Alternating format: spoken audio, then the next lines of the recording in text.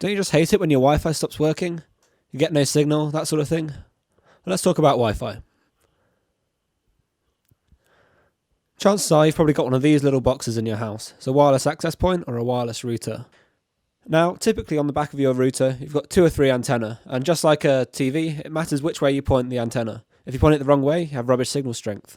Now, I'm not an expert with high-frequency radio, so I'm going to do some experiments to find out which way is better for my house. I guess this is a bit like Mythbusters. I've heard a few rumours about which way to point your antenna, and it boils down to 3 options. The first is to point them all in the same direction. I'm going to point these straight up because I know in my laptop the antenna's upwards as well. Other options are to bend them at 45 degrees or to point them at right angles, just like the pictures here show. Hopefully I can dispel a few rumours as to which one's better and why. So, what am I going to do? Well, firstly, I connect the wireless access point up onto my home network. Then I'm going to run a tool called iperf on my laptop and on a Raspberry Pi. This measures the network speed between the 2 devices. Here's me running it on my wired connection, and it gets about 94 megabits per second.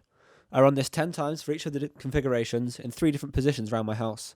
Then I've copied the results into an Excel spreadsheet, and I'm going to compute the averages and standard deviations for each of these results. Here's me just entering the numbers now. Bit of copy and pasting. Save it. Okay, let's go. So the first thing I do is visualize the results in a bar chart. I notice that the bent configuration is about 36 megabits per second, which is terrible compared to the other 2. This is probably because the laptop was in a null spot, right in front of the access point, whereas the other 2 weren't. At 8 meters, the results are all similar, with the right angle configuration and the 45 degree configuration being marginally better than the straight up configuration. This was surprising to me. The right angle configuration has a lower standard deviation than the 2 other configurations. At 12 meters away, where I had my laptop in the kitchen downstairs, the right angle configuration still trumps the other 2, with an average speed of 50 megabits per second, whereas the straight up was only 36 in this case. Now, at 2 meter, the straight up and right angle configurations performed comparably at 88 and 84 megabits per second.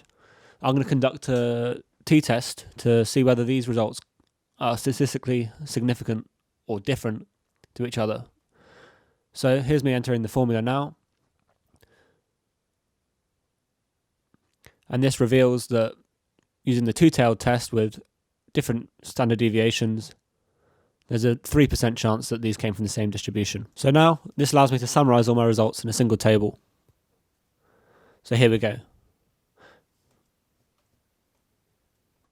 The highest speeds were attained when the antenna were positioned at right angles. Here, we've got an average speed of about 84 megabits per second. Even though at 2 meters, the straight-up configuration was faster, when we changed floors, i.e. in the 12-meter case, the speed drastically reduced to only 36 megabits per second.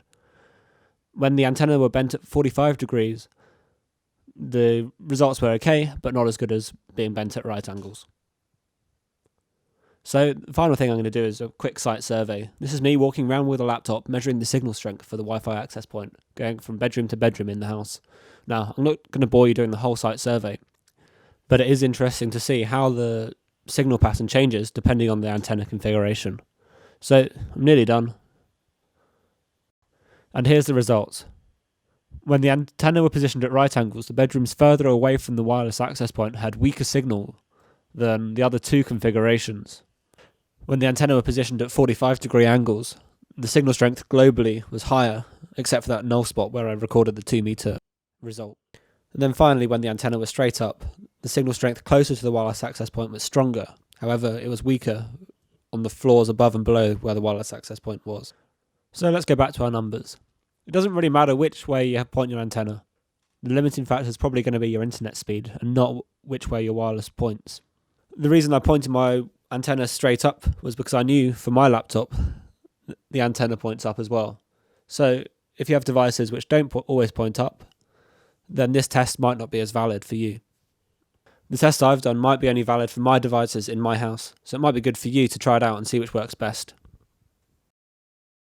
And one final point, if your connection keeps dropping out, it might be the connection to your ISP, or it could be the router itself. There are plenty of diagnostic tools you can use to find out where your problems lie. I'll put the full description in the comments below.